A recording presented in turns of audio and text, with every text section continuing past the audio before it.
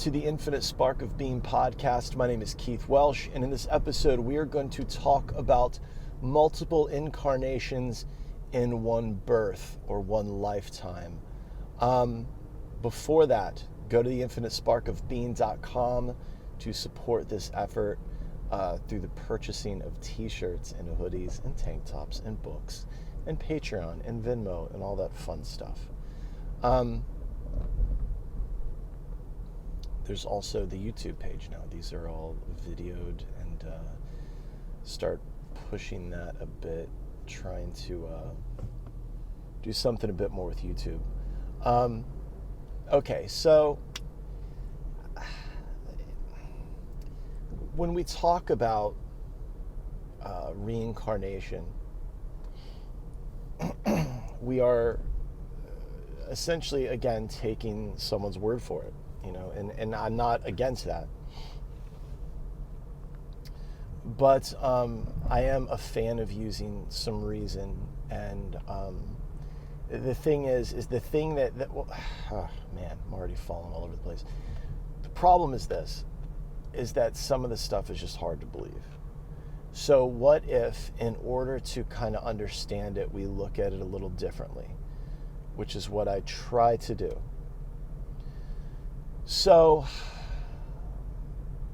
this present moment, right here, is the result of a previous present moment that was the result of the previous present moment, so on and so forth. What we experience is essentially a rolling over of present moments. With each moment, consciousness expands, shifts, whatever, meaning that what we are conscious and unconscious of expands to include more information that would then affect the decision making that happens in the mind, right?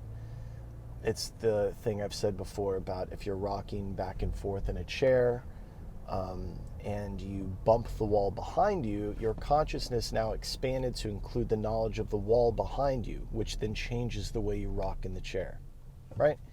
That's really essentially what spirituality is. It's just expanding consciousness to include new information in your decision-making apparatus. So when I think of it, the idea of breaking the cycle of birth and death and suffering to continually take birth into an unfavorable existence. Well, I'm not that's the third noble truth, the idea that, you're a self-liberated being that can achieve that now, right? That's, people read that a lot of different ways, like, oh, if I meditate long enough, I'll just obtain my rainbow light body. And it's okay. I mean, I don't know, do it. I don't fucking know. Maybe that's the thing. I have no idea. I've never seen it happen, so I don't know that I'm going to sit around and do it. I like doing a lot of other shit. I like running and surfing and fun things, so I'm not really going to sit and wait to turn into rainbow light. Also, I don't really hate being alive. At one point, it was very unpleasant, but I've since worked with that, and now I like it, so I'm not really trying to escape, right? So it's like when they talk about samsara being this, like, you keep taking birth into suffering. I mean, I'm not suffering. I've had some fucking difficult moments. I wouldn't say I'm suffering. All in all, I've really enjoyed my life. Was it difficult for years? Yeah, it was hard. But right now, I'm very grateful for where I'm at. And I believe that the way to look at this in a way that's beneficial is that I have taken birth into a life that I find very pleasurable. And even down to, it's the old mythology, the way I was taught the Bhagavad Gita, which was through the International Society of Krishna Consciousness, which I kind of see them, no offense guys, as the evangelicals of Hinduism. But the idea that, if you like to be looked at, then you're going to take birth as a tree. And if you eat a lot, you're going to be a pig. Well, one time I heard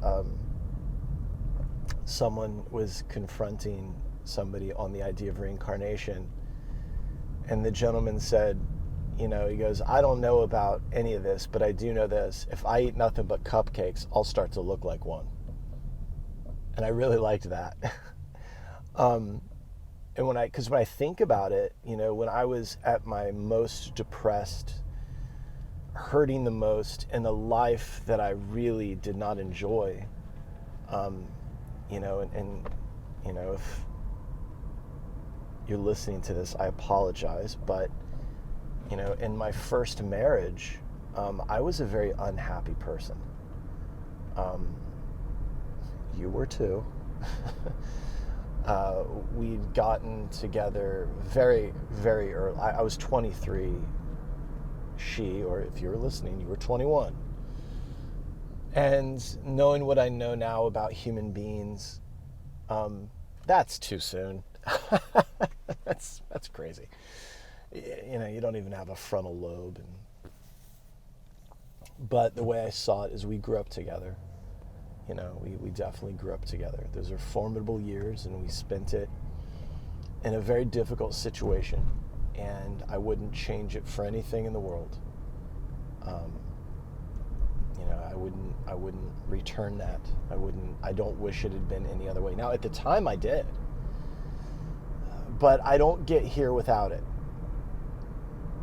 Right? That karma is why you take birth into the next thing. Your karma, right? This could get into the weeds. I apologize. So please, this is one of those things where if I say some wild shit, ask me to clarify. Again, it's my job to say this in a way that you understand it. It's not your job to figure out what the fuck I'm saying. But so karma being the predisposition of the mind to attraction and aversion. It's not good or bad. It's just the subconscious mind is essentially your karma. It's, to think of it, as a child, certain things happen. So my subconscious mind, or you could also say my operating system, my karma was wired through circumstances kind of outside of my control to perceive a world that was a threat, that was dangerous, where people were hurting me and all this. So I felt that way all the time, which means that I behaved in the world. Well, go back one step. My conscious mind, my conscious thoughts were, overly concerned with avoiding threats, adversaries, these, like, who's the enemy, who's not the enemy, who can I trust, who can't I trust, what's dangerous, what's safe. And then my behavior was that way too. So since I was behaving as if those things were true and real, then I was experiencing them that way, and that was my karma, right? And so your karma changes with a shift in perception. I just went down the wrong street. Damn, okay. And that's fine. Just understand it's what it is. So it's not that karma is good or bad. It just is cause and effect. And due to that cause and effect, I was experiencing things a certain way, right?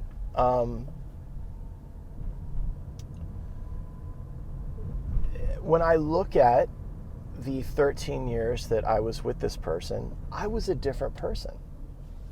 I didn't even look the way I look right now. I show people pictures of me then and now, and it's like, it's not even the same person. A lot of times, even from like just a few years back, maybe 10 years, people see a picture of me like, that's not you. I'm like, yeah, it's me.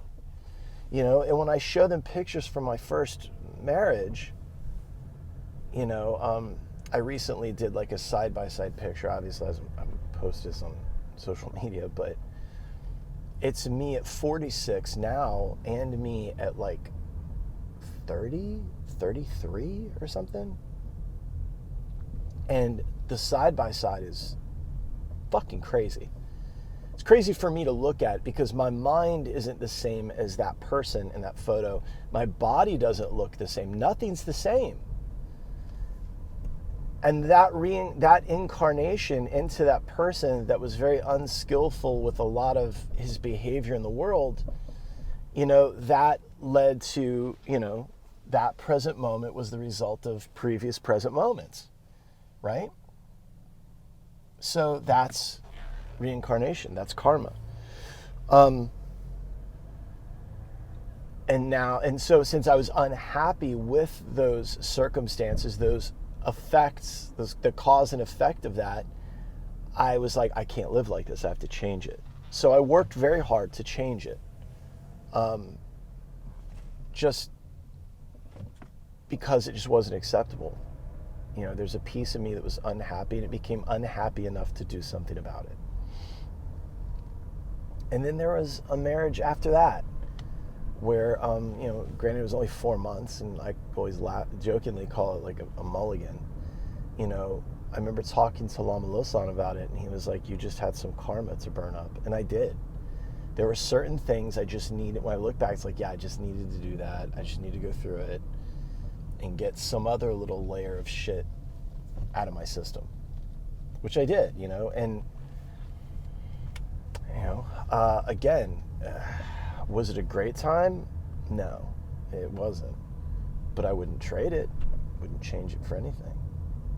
Because it's part of who I am now, and I'm really happy who I am. This isn't, there isn't a cell on my body that was there at the time, much less when I was 5 or born or whatever. So to start to see one birth as just several incarnations, what if you read the literature and didn't see it as this thing where you just got to be a good boy for this lifetime or good girl for this lifetime, and then later on you get your big reward, you take birth as a prince. Well, I don't remember taking birth the one before this. I want to enjoy this now. Okay, so let's look at it in this lifetime. Look at it now. I believe that that's what, the Buddhist literature was about. I don't believe that, because otherwise that third noble truth is nonsense. That the idea of the realm of the hungry ghost and these bardo states, I believe it's here. Now, maybe, so let's go back to this. So let's say a bodily birth or bodily death is literally just the body, and that the mind carries on, the subtle body. Well, then it does matter, right? It does matter. But if you just see it as like, this isn't a complicated intersection, but some people seem to be. It's I guess it's going to be complicated for all of us now. Mainly, there's times I wish I could just turn the camera around and show you what kind of just idiotic stuff is happening. These poor firefighters just trying to fucking. This is fucking funny. I'm on Palm Beach Island right now, and I think wealth, for some, is a developmental disorder. Hear me out. You work really hard, you amass this wealth, and then you obviously hand it down to other people, or people around you benefit from it, but they didn't have that thing that you had, the level of intelligence and the whatever that it took to game the system or just work really hard. Who the fuck knows, right? And then you just have a developmentally disabled person. That was probably a really problematic statement. Anyway, so let's, there is a piece of me that feels that death is this dropping of the body, and that the mind, or this subtle body, moves on. That the soul takes it to the next birth. Okay. I don't know that to be true, but using a Pascal's wager kind of mindset, say it's true, then I would want to really make sure things are good here in this birth. On one hand, on the other hand, who the fuck cares? I don't remember the last one anyway. So I don't know. I feel like really seeing it as an allegory for one birth is more beneficial than trying to imagine a millennium, like millions of fucking births in the past or the future. It doesn't matter. Like, you're here. You know, it doesn't, it's like anything else. It doesn't matter how we got here. Bitch, we're here. Like, what the fuck are we gonna do? You know, and that's really how I looked at a lot of things. You know, for a long time I would use certain things in my childhood. You know, for a long time I didn't discuss any of the abuse. Never talked to anyone about it. One day my cousin asked me if I'd ever told anybody what happened. I was like, no, and it was weird because I didn't think about the fact that I hadn't told anybody. But there were pieces of me that were like, well, that's why I'm behaving this way, and for some reason it was an excuse to, you know, treat my body like shit, act like shit, etc., etc. Well, then eventually it's like, okay, well, now what? So these things happened. What are we gonna do? You know, we gonna like marinate in it? Are we gonna like try to change our circumstances? What are we gonna do? And thank God I had the wherewithal to change my circumstances, because I'm really enjoying my life. You know, I started saying yes to things, and I ended up changing my whole career. It was crazy. But again, you know, I look back to Keith as a graphic designer, Keith in his first marriage, Keith in his second marriage, Keith in his long-term relationship, Keith and they were all a very different individual. You know, in fact, in my last real long-term relationship, I started, like I went into it with a certain amount of health and allowed it to wane. And then as I was like, you know, I gotta change this. I gotta, you know, I don't want to become that person again. So I started working on my health again. And the person I was with was actually like offended by it. So I don't know. We just kind of grew apart. But that again, that's just it's a different life. It was a different incarnation. You know, even from 2017 to now, like who I was in 2017 to 2023 is a totally different person. You know? And I think that's the essence of, you know, you liberate yourself here. Don't worry about the next life. Liberate yourself here.